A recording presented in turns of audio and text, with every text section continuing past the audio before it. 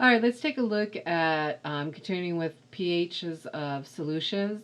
The last lecture we looked at determining the pH of acids, and we needed to categorize what type of acid was in a beaker in order to be able to solve it. We were supposed to memorize what are the strong acids so that we could then infer that the other acids we were looking at were weak.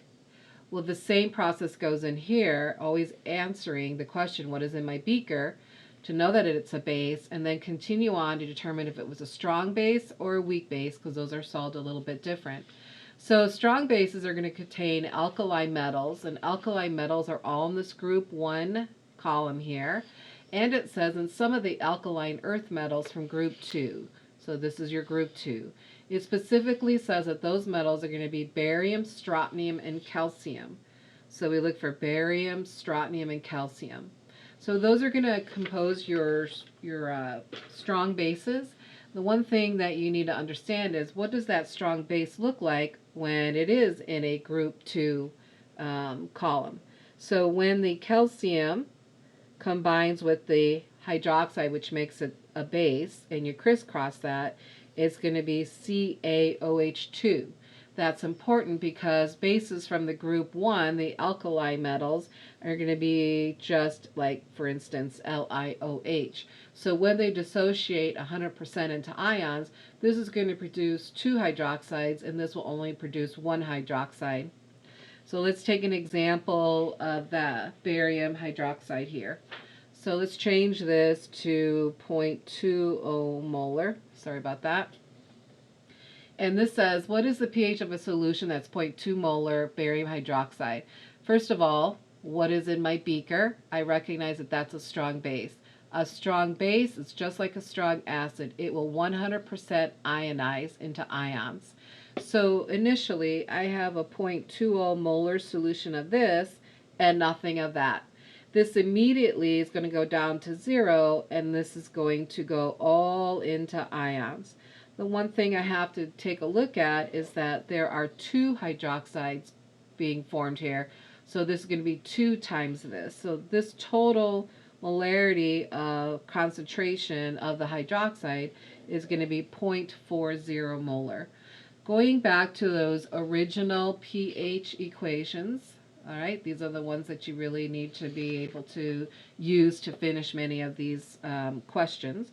I'm going to use, the fact that I got hydroxide, I'm going to use the POH is equal to the negative log of the hydroxide ion.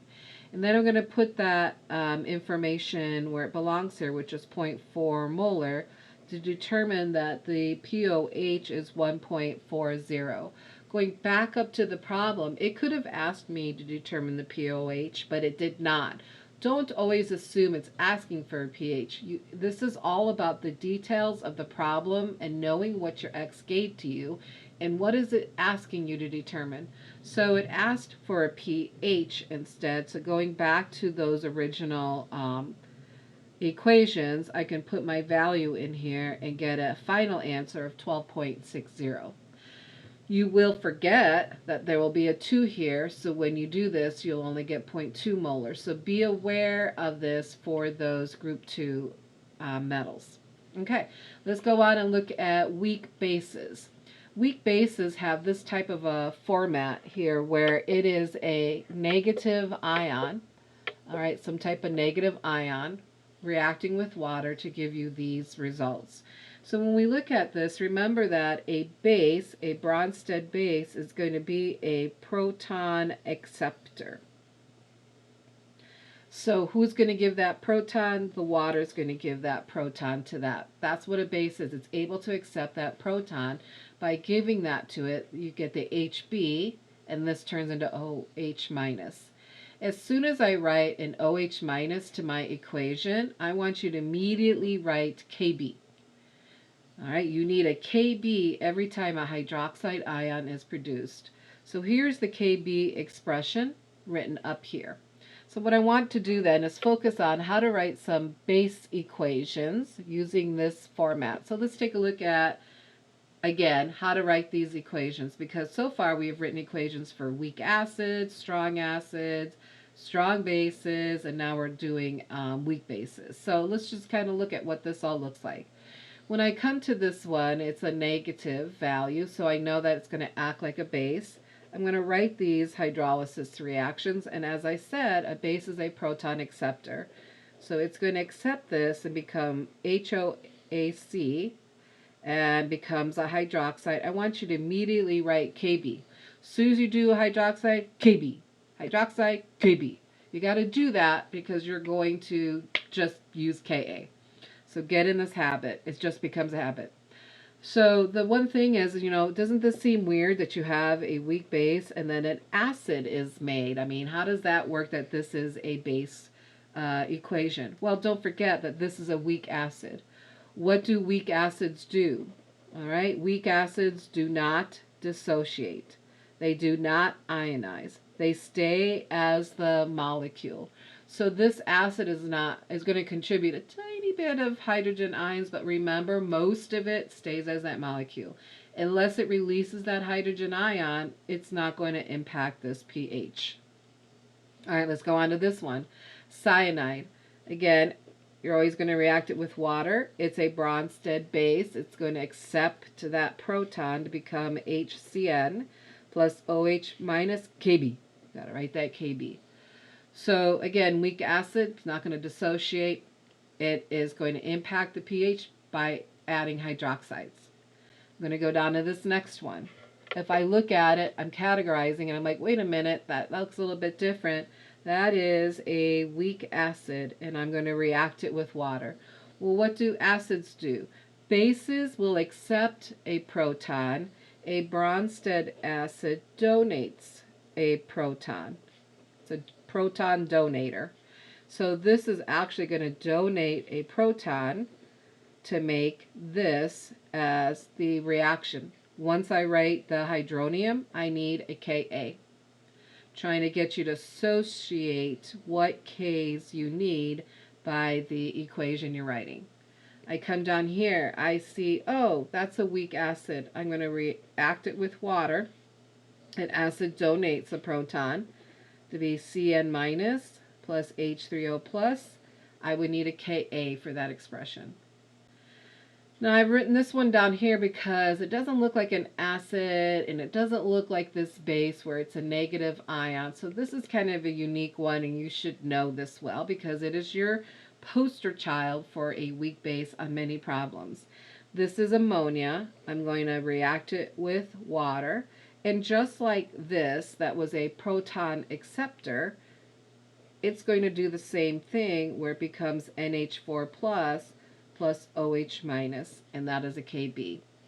Very, very common one. It's the only base that we're going to use. It does not follow this B negative. All right, let's take a look at the next page. We are looking at this formula right here, because often in the equations they'll give you the wrong K value and you need to calculate the correct one based on the equation that you write. So there's a relationship that says Ka times Kb equals Kw.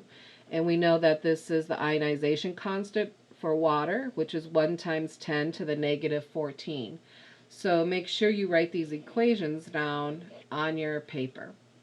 All right, is the HOAC, which is acetic acid, a stronger acid than its base? So if I had acetic acid and I'm writing that hydrolysis reaction, this is what it looks like with its Ka value. It's saying that that's the base, right? Because it follows that original B minus equation from the other side. This is going to accept the proton. I wrote that equation. I have an OH minus.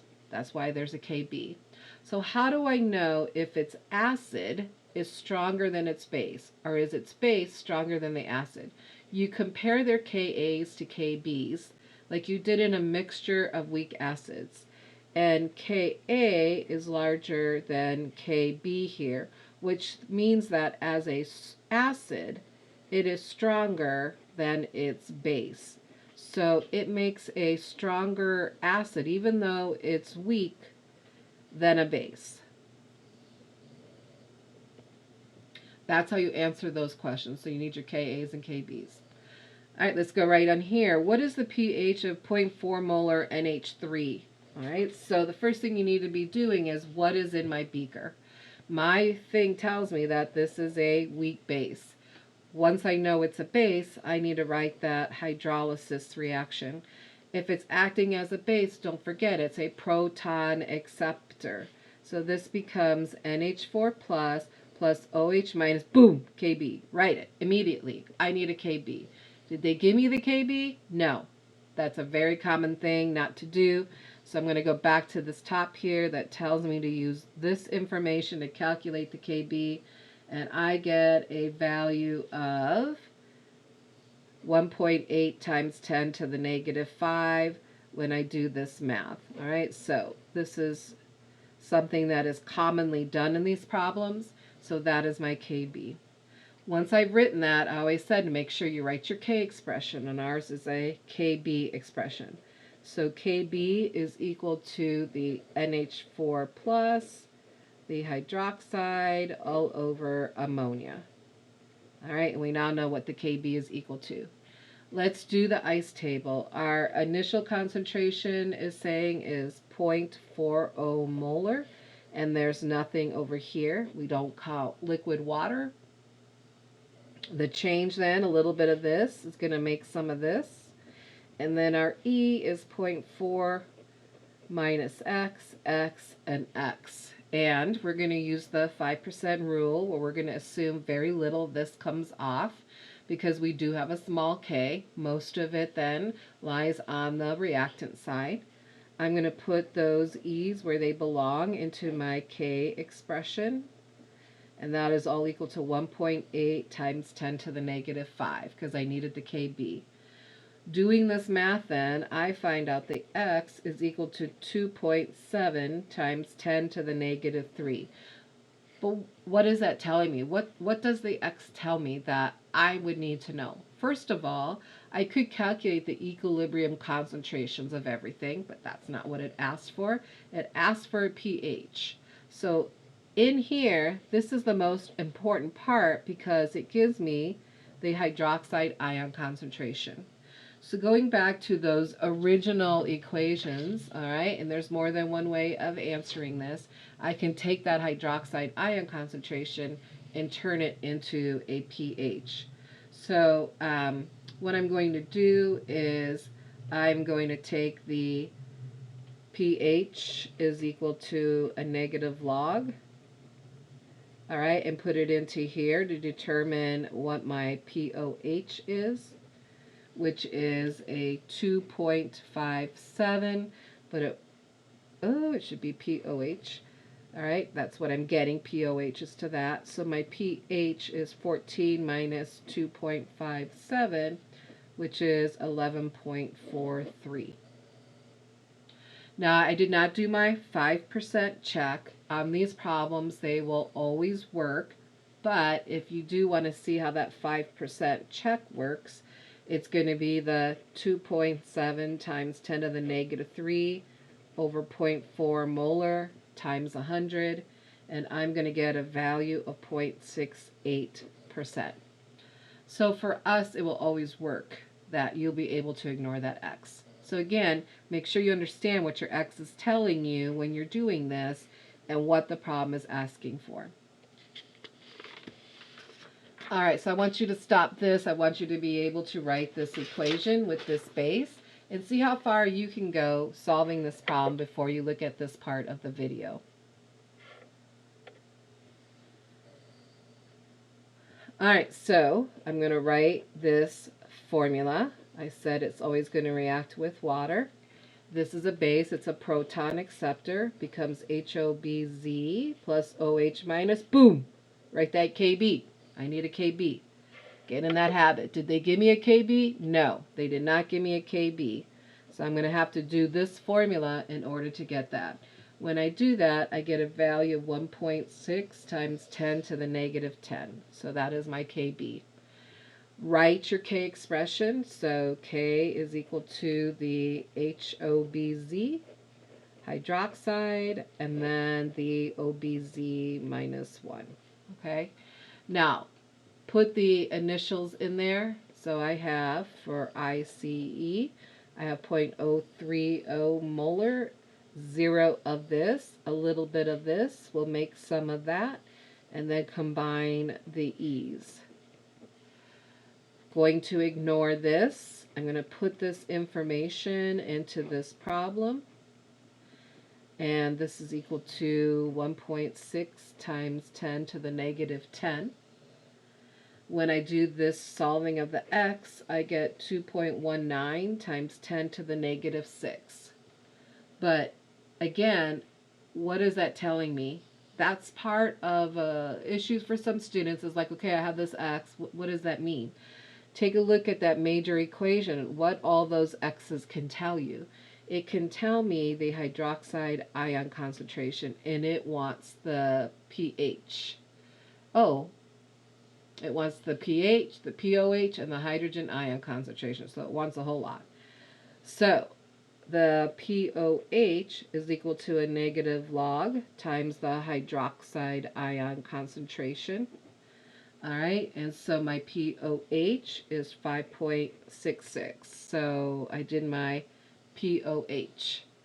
The pH can be determined by taking the 14 minus 5.66, and I get a value of 8.34.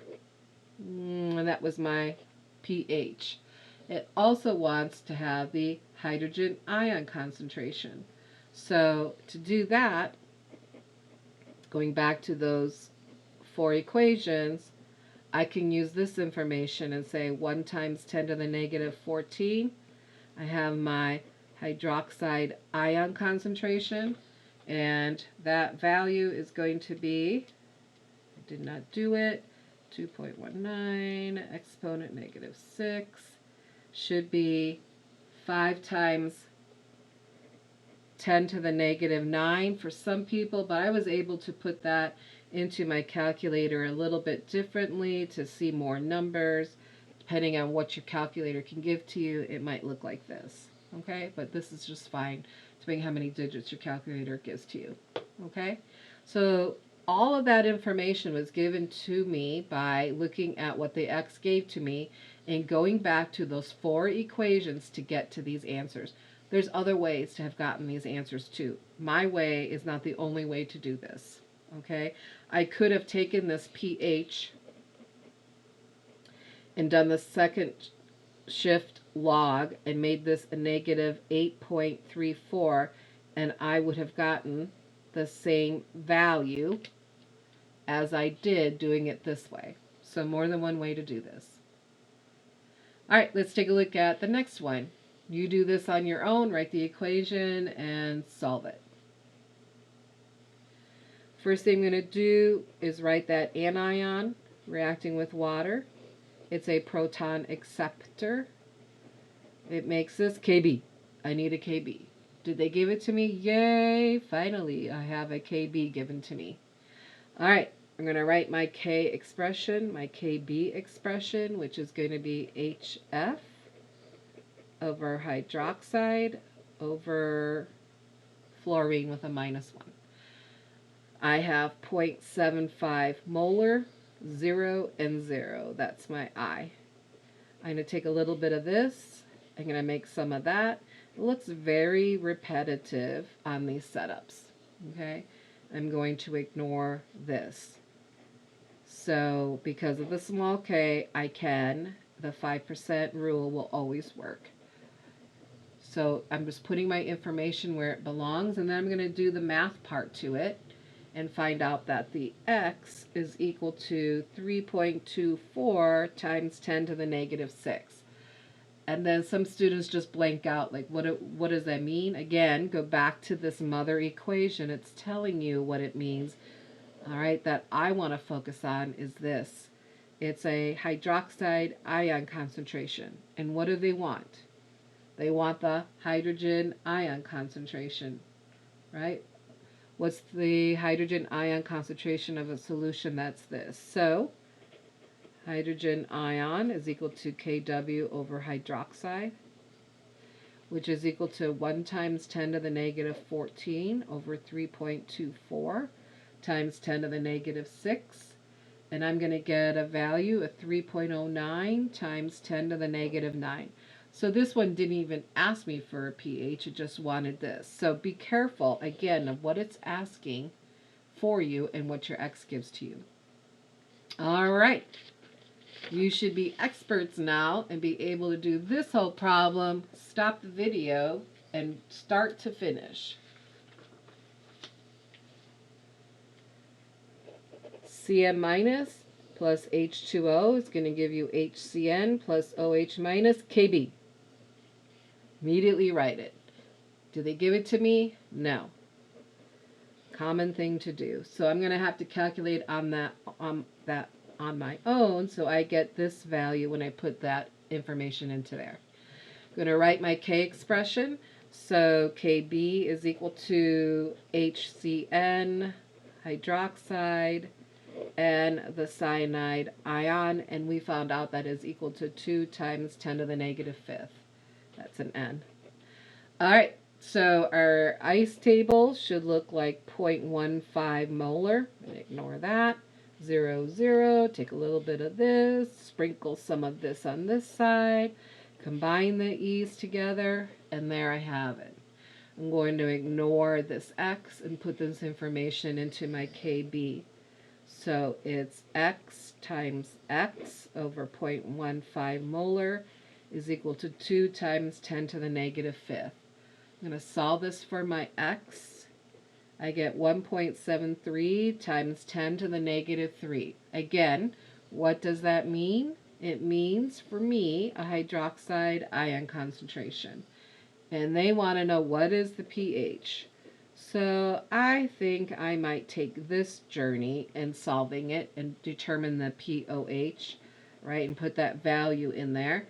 And I get a value of 2.76, and then I can go on and use those formulas to determine the pOH, and I get 11.24. So I've answered that question. But one of the things that they could have also asked you to do is to determine the equilibrium concentrations of everything, which we have not had a problem yet that asked us. So if I needed to find the equilibrium concentrations of all of this, you would take those E values, those little mini equations, and follow that down here. So this would be X, and this is 0.15 minus X. So we know that this is 1.73 times 10 to the negative 3 for the concentrations. Even though they didn't ask us for this, I still can do equilibrium concentrations, and I get 0.148. So as we said before, small k's, then say it's mostly on the reactant side, which this proves that most of your concentration is on that reactant side.